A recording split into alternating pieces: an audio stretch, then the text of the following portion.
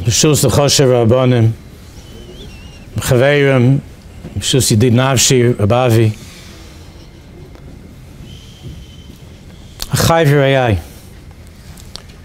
It's a strange time to be speaking, and I apologize that you're hearing such a voice after what you've heard for a few minutes.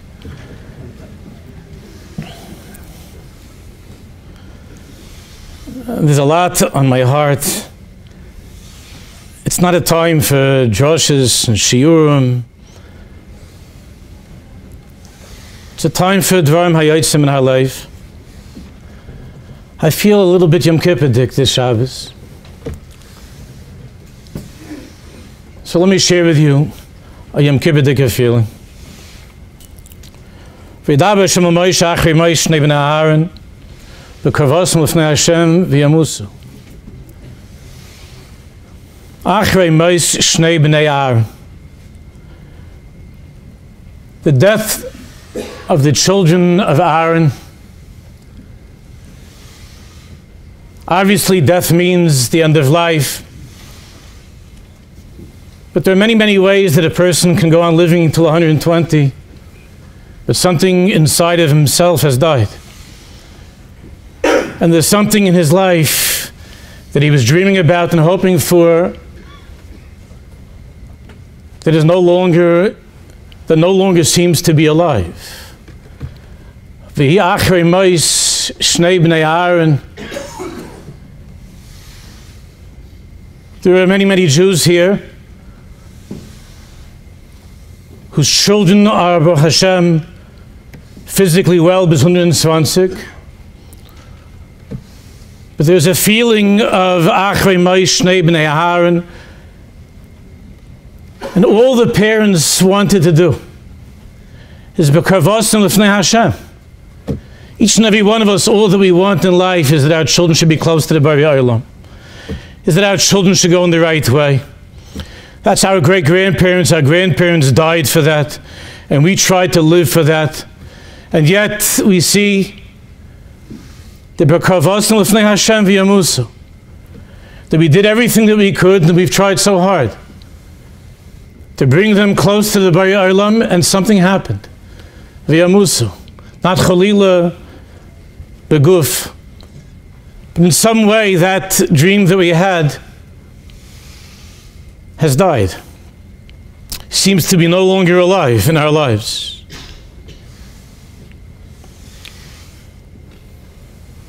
And it's very, very hard to bring ourselves back to life.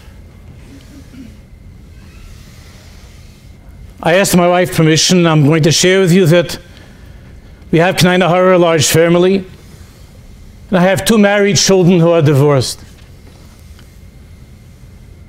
And I remember that when the sugya of our son of the second divorce became a reality, and it was clear that that's what was happening,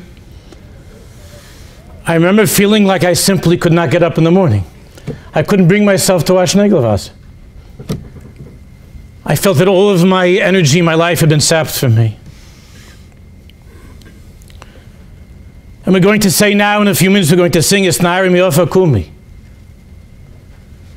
To be able to arise, to be able to stand up from that feeling of ofar, of emptiness, of me'ein, achrei Moshe shnei bnei Aaron.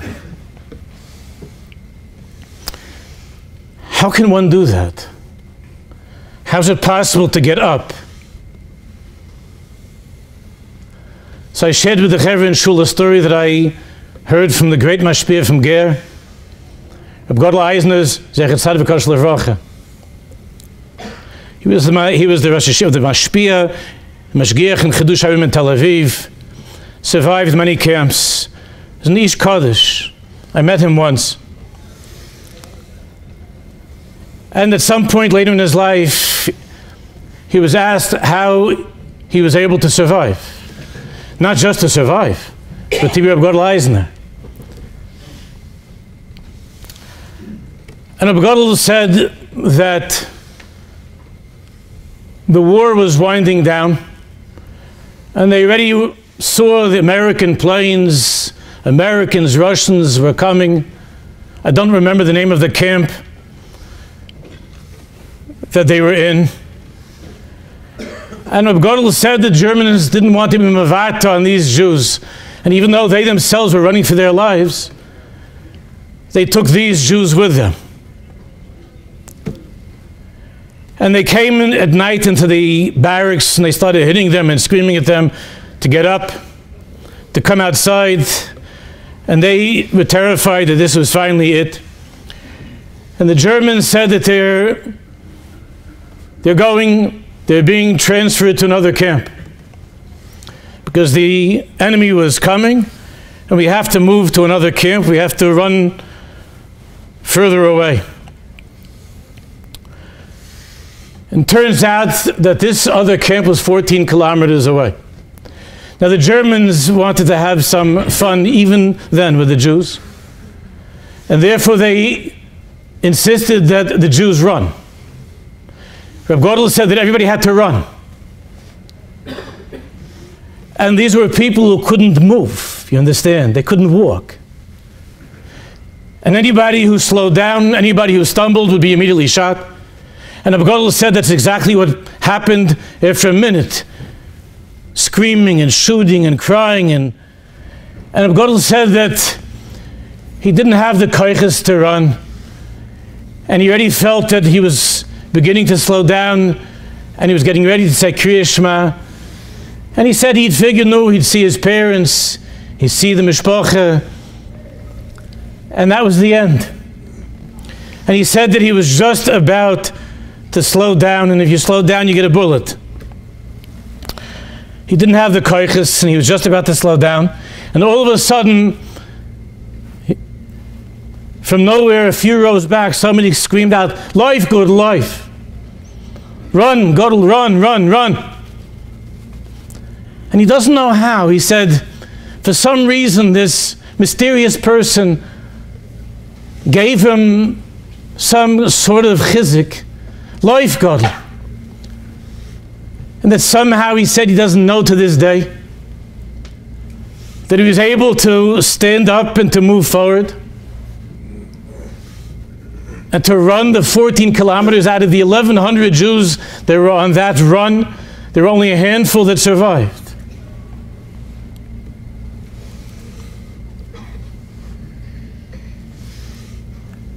That mysterious Jew a couple of rows back,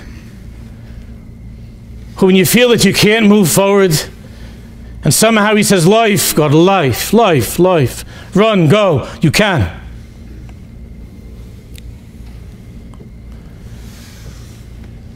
That's our dear friend Rabbi Avi right over there. But let me explain a little bit more what this means.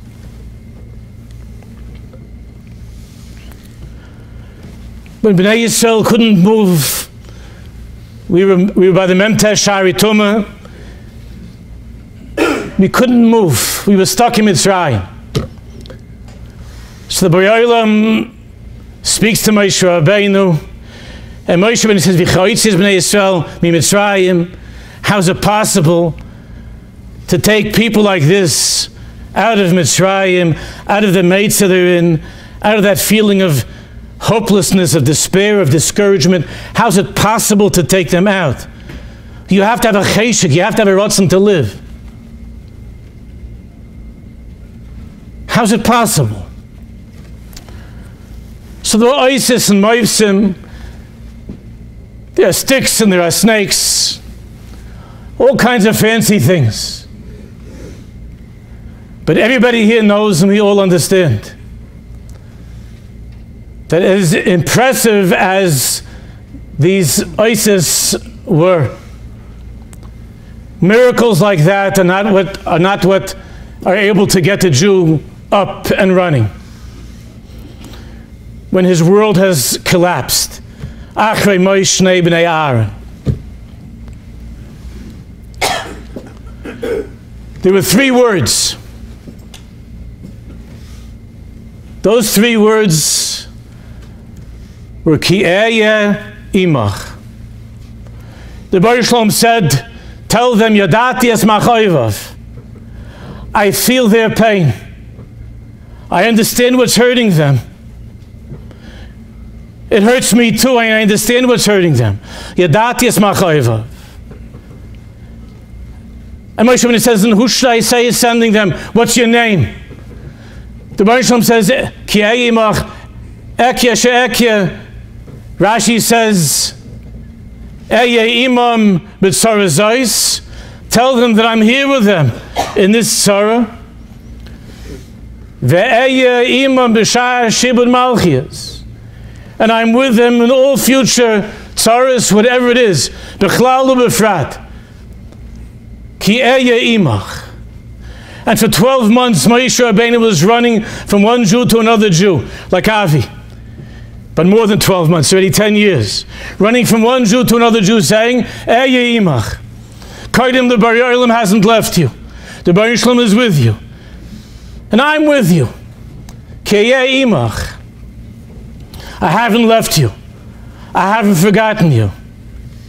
Yadati es machoivav. I feel your pain. I know what you're going through. Now you know when you're in this matzah, because I remember that feeling of hopelessness that I mentioned a moment ago in our own family, or my son, that sound of life, Moshe, life, that came from my wife. And I hope that I was able to give that back to her. Because Eya imach is not only to hear Hashem calling out a couple of rows behind you, and to hear Avi calling out into your ear, Yadati es machoivav, Eya imach, I'm with you in this. I'm with you. I'm never going to leave you. In the home, in the house. Ki eya imcha b'tzarazos. In our marriage, I'm with you in this tzara. We're here in this together. I'm with you in this tzara. And I'll be with you, whatever it is, I'll be with you till the end. When you hear that in your home from the person who you most respect and love, it gives you the strength to get up and to move. And when heroic people like you, despite the pain that many of you have gone through and are feeling, even at this moment, when you're able to somehow convey to the children, Eya imach b'tzarazos, ve'eya imcha b'shar shibud malchias, I'm with you in this tzara. I'm with you, I understand you. Yadati es machoivav means I understand what's hurting you. It's not about me. It's about you. And I understand what's hurting you. And yadati es machoivav. And I feel that pain that you're feeling. I understand you. And eya imach, and I'm with you.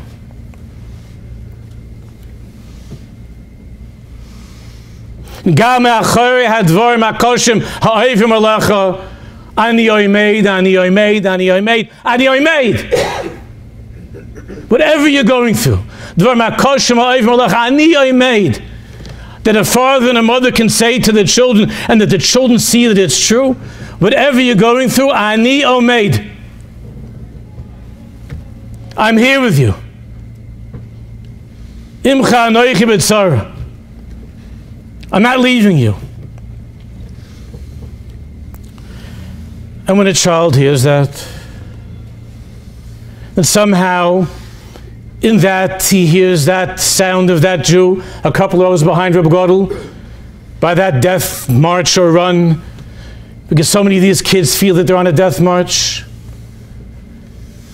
And they can hear that voice of life, life, Avram, Sarah, Rachel, Beryl, Sprinzer, whatever that child's name is, life, life, you could do it. Hisnari miofa kumi. Get up. Hisnari miofa kumi.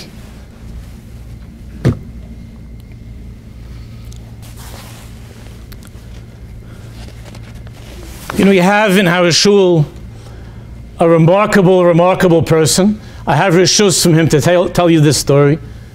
which I've told a few times in the past. There's a Jew by the name of Michael Levy. We have some of the Chaver from Shul that know Michael. Michael is a Saginar. He's not able to see. He sees a lot. He's a Talmud Chochem, a tremendous Oved Hashem, comes to Shul every morning with his stick. Rain, snow, comes with his stick to Shul. He's Mechayiv everybody else. He has a hook in the hallway. It says Michael's place for his jacket, for his coat, his things, and he has his place in Shul.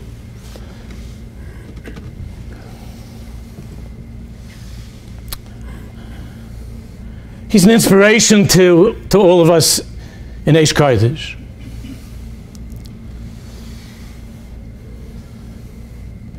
So when Michael's mother passed away, when she died, so I was at the Levaya. It was in New Jersey, I think a place called Bradley Beach. There's such a mokum, as I recall. And by the Levaya, Michael said over a story about his mother. Listen, Chaver, listen to this.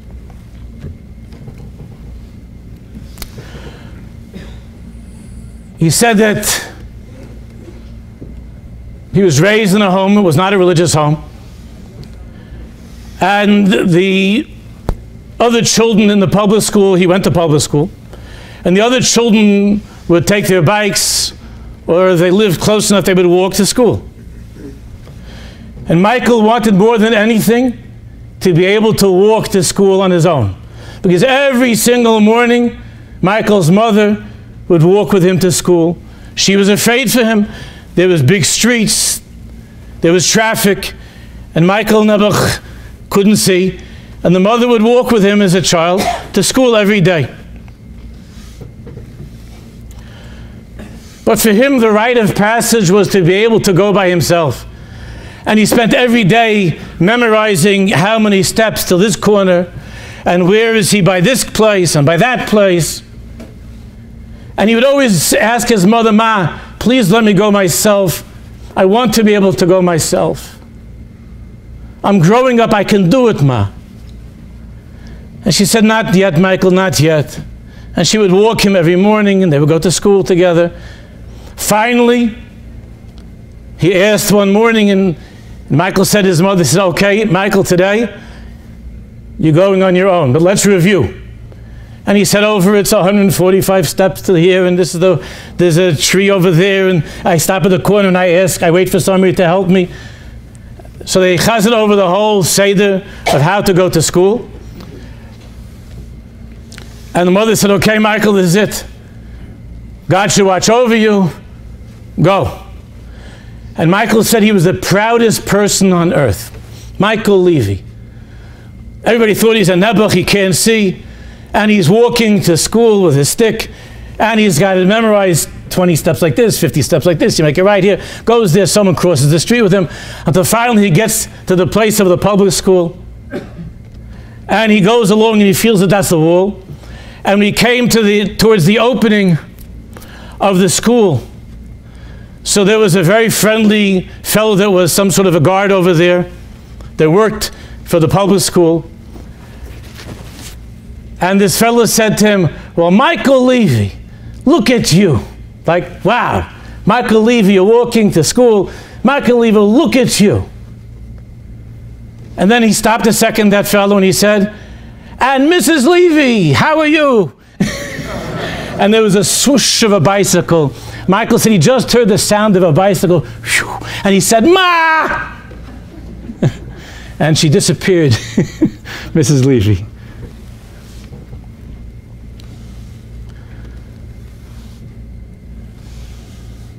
And Michael spoke about how his mother, of course, is every step with him. Cheve, all of us, if we ever in our earlier lives entertained the thought they were walking on our own, they were able to walk on our own, they were able to get where we want to go on our own, I think by now we're all moide that it's not so poshut. One of the tzaddikim said that the inyan of the beard getting gray as we get older is like when there's a war and the side that surrenders holds up a white flag. And maybe that's the meaning of the Kittel by Lel Pesach. That as you get older, every white hair is a reminder that it's not you, it's like a white flag, and says to Bar Shalom, I surrender. It's only because of you. Otherwise, if not for Kiyeh Imach, I wouldn't be able to get up, I wouldn't be able to move. I wouldn't be able to move a step without you. And sometimes we think that he's not there, and then you could hear the guard by the public school saying, and Rabbi Shalom, good morning to you too. As the Rabbi Shalom, the Shechina Kedosha, swooshes by on the bicycle. And good morning to you, Shechina. So now I want to end by sharing with you something that one of my Talmidim gave me last week. You heard there was a tzaddik in Yerushalayim, Rabbi Moshe Freund, you heard of him? It's an Ish Kaddish. An Ish Kaddish. Now all of you know that there are famous stories from tzaddikim who told stories, Rabbi Nachman stories, the Sipurim Ha'isiyas, are famous in the whole world. Very deep stories. So apparently this Rabbi Moshe Freund, Susi Elena, that he left behind 68 Sipurim Ha'isiyas. Each one is a hafladika story. Tiny little stories. Now, I was going to make a copy for each of you, but I figured I don't want to make it like it's some sort of a Yom Union. You have something to read and so on. But if you want, after Shabbos, you can get your copy. But I want this. I'm asking you to think about this as the theme for the entire Shabbos. Think of this as the theme, not just for Shabbos, for Noch Shabbos as well. Takes a second. Listen to the story. It never happened, but it's happening all the time. Ma'aseh b'Neiflim, it's called. Everybody here understands Lashon HaKodesh, so I'll just read it. Ma'aseh b'Neiflim is a Ma'aseh of Neiflim, of people who are falling. Shahoyu briyos, shahoyu holchim b'Neiflim. There are certain briyos, human beings, who are holchim b'Neiflim, that they're going through life always falling down. V'chol ha'olam hayu holchim b'migiyim, v'hem hayu holchim b'Neiflim. And these are the Michael Levies that are falling along the way. The rest of the world seems to be going. And these people are what? Holchim v'Neiflim. V'hoyu nishbarim ma'ahid. And these Neiflim were very tzibrochen. Eich kol ha'olam holchim. U'megiyim v'hem holchim v'Neiflim. You ever look, you see, by Andra, the kinder, the children by this one, and the children by that one. And it seems that the whole world is holchim and magiyim. That everybody else is going and they're getting there. V'hem holchim and neiflim. But we're falling down. And there was a chacham and came to speak to the neiflim. Even though you're neiflim, get up. Life and move, go. And they listened to the Chacham's Eitzah. And they got up and they continued going. And they fell again. And then they tried to get up again. And the Welt looked at these people and saw these people and called these people, it's a terrible title, Hanoiflim, the ones who fall. V'israglu kol kach lipo at shahoya etzlem pele godel eichem komem v'oivim. They were so used to falling down that it became to them a pele godel, a great wonder. Eichem komem v'oivim. How do they continue to get up? V'adrabah shahoya noiflim. Falling down was something they were used to. But when they would get up, it was a pella, it was a wonder. So they began to call themselves what? Hakamim. The ones who stand up. Not Hanoiflim. Hakamim. That how did such a wondrous thing happen? Shehem kamim, that they stand up. And you know what? He ends and says, "V'gam ha'olam ha'chelu likra lahem hakamim." That the Welt began to see them and to speak of them as being hakamim, the ones who stand up. So, Chevra, I'm honored to be be'emes amongst a group of Jewish men and women who might sometimes see themselves as neiflim, as having fallen and failed. But in the eyes of anybody who has eyes to see the truth, but most importantly, it must be in your eyes, that the world is beginning to realize that you are the kamim of our generation, that it's a pella, that you're here, and you're continuing with this journey. And in that schus, Hashem Yisborach should help for that time of Mikimi Me'ofer Dal, that we should be zeicher to see that all of our children and ourselves, that we're able to rise up in this Nari Me'ofer Kumi with the Shechina Kadosha, that we be zeicher Mr. Hashem of our kitzu v'ranu n'shoich ne'ofer, not just those who have left the world. The Koska said, I have the ability to bring the dead back to life, but it's a much bigger chachma to bring the living back to life. Hashem Yisborach should help us to be chachamim, to bring the living back to life, to bring ourselves back to life, to hear the Baruch Shalom whispering and sometimes screaming in our ears, life, life, keep on running, to give chizuk to Rabbi Avi, to have the strength to be that Jew of our generation who doesn't let us fall, who reminds us of Ki Yeh Imach. And Hashem Yisborach should help us that we should be zeicher to Mekal Pnei B'Shiach Sekeinu with the Leshav Amitis B'Mehei Yameinu Amen V'Amen.